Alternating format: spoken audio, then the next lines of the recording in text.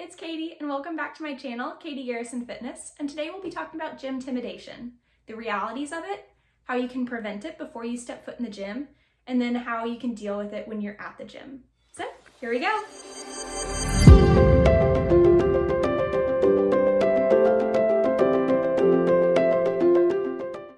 So if you get a little anxious in the gym or you're a new exerciser and the gym is super intimidating, you're not alone. It's actually a lot more common than you would think, and it happens not just to new exercisers, but anybody to a new gym or a new space.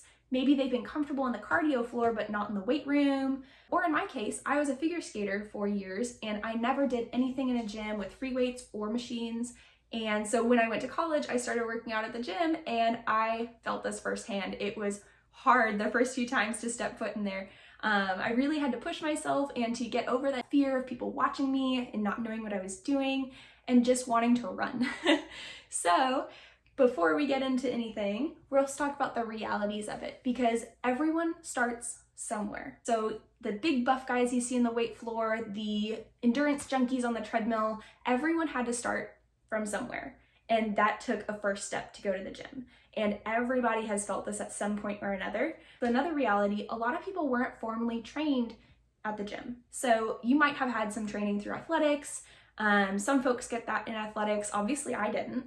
And some sports don't do that. But if you were in any kind of team sports at school, or maybe you had a family or friend, or maybe you got a personal trainer and you learned from them, that's fantastic. And I applause to you, because those are some really great ways to get some fitness education. But a lot of people haven't gone through that. And so it is a much, much more common thing than you would think. So really good things to think about. Everyone had to start somewhere. Even those big buff guys, even those endurance junkies, everyone had to come from a starting place. And so you are not alone. Other people have faced this too. Most likely, almost everyone you'd see in the weight room or in the cardio floor or in the group classes. Everybody has faced this at one time or another, and you're not alone. So some practical strategies to take before you go to the gym. A couple things. Number one, you can take a tour of the gym facility.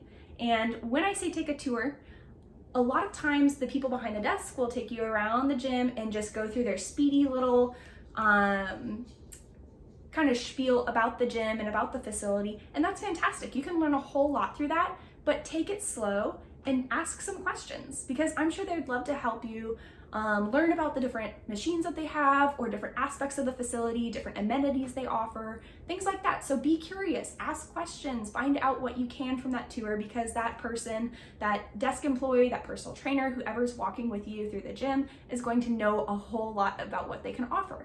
So that's one way to get accustomed to the gym, to take you to different areas of the gym and get you more familiar with the facility. So that's one great way. Number two, bring a buddy.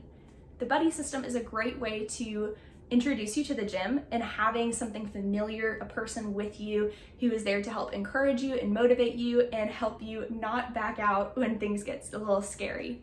So it's okay. Everybody has that little fear factor at the beginning. And if you feel intimidated, it's a lot harder to run from the situation if you have a buddy there with you. So sometimes they might be a little bit more scared than you. Sometimes you might be a little bit more scared than them. And that's okay, because you're there to bounce off of each other and to encourage each other through the workout and get through it together. That leads right into my third point. Come with a plan. So whether that plan is to go to a group class, whether it's to do a workout that you've done before, or whether it's to just walk on the treadmill for 30 minutes, whatever that is, come with an intention in mind so that you're able to carry that out more comfortably and more confidently. So whether that's a group class, or maybe you do your own workout on your own, especially if you're doing your own workout, note to self, do not pick up the heaviest weight you can, because it's not about impressing other people. It's not about showing off, especially if it's your first day at the gym. It's okay. You can pick up a lightweight. It's not going to be the end of the world. Nobody's going to judge you for it. Pick up a weight you're comfortable with and you're confident with, so that you'll be confident in your movement, and that'll make you more confident in the space you're in. So make sure to pick up that lighter weight if you need to, especially on the first time in a new gym or in a group class.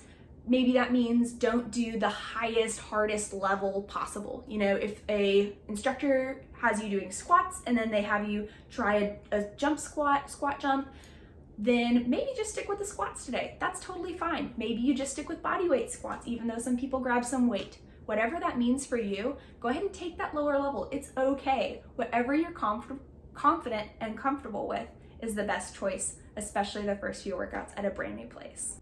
And lastly, dealing with gym intimidation when it hits. Because if you're at the gym, you can plan all you want ahead of time, but once you get in the facility, you are at the gym, it might hit you, and that's okay, because it definitely hit me the first few times I went to a new gym. And whether it's your first time working out ever, like when I first stepped foot in the gym after skating, or maybe it was the first time you went to a brand new facility you were just trying out. You moved cities or you moved gym facilities and whoa, it hit you again. That's okay. Take a few deep breaths. That's number one. Always take some deep breaths, calm down.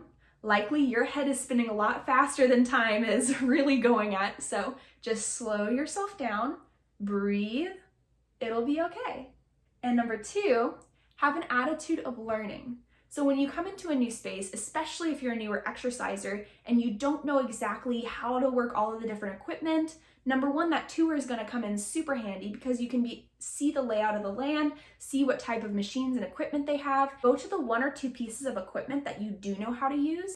And if you don't know how to use them, you can watch other people on machines and learn how to operate that machine from watching one or two people. Kind of disclaimer, not that everybody will have perfect form because some people do use machines improperly. Maybe ask the front desk how to operate that machine as well, then they might be able to teach you the proper form on that machine. So there's multiple ways to go around it. Whether you just sit and observe, maybe you're able to watch some other people on the machinery and learn how to operate the machinery that way, or go and grab a front desk member. Sometimes a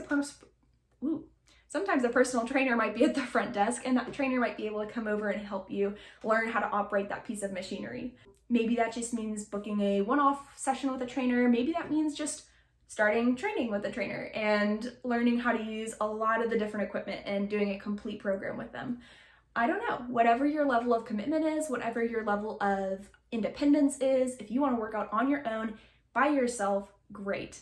If you need a little bit more help in the area of form, in the area of operation of machines and things like that, then you might need a little bit more guidance with a trainer, and that's totally fine.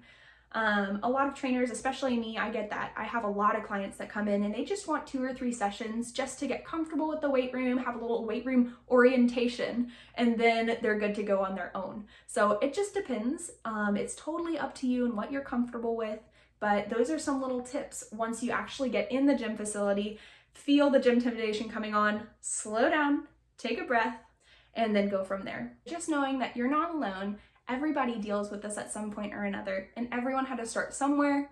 You know how to then prepare for it ahead of time, and then you know what to do once you get into the gym. So if you have any other tips or tricks on dealing with gymtimidation, I'd love to hear about it in the comments below. What was your experience with it? Maybe you had a good experience of overcoming it, and maybe you had a friend that helped you through it, anything like that. Go ahead and post those comments. And as always, check me out on Instagram and Facebook. I also have that monthly newsletter, Fit Tips with Katie. That is a free email every month at the beginning of the month.